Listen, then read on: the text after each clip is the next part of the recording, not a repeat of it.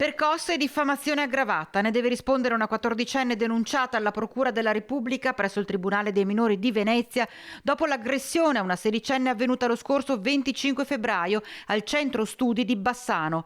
È stata proprio la vittima a rivolgersi ai carabinieri e raccontare quello che era successo quel pomeriggio all'uscita da scuola. Dell'episodio ci eravamo occupati anche nei nostri TG, una violenza inaudita, ricorderete, con la 14enne che ha preso a calci e pugni la vittima dopo averla gettata a terra alla fermata dei bus di via Tommaso d'Aquino, accusandola falsamente di aver divulgato tra gli studenti notizie offensive che la riguardavano.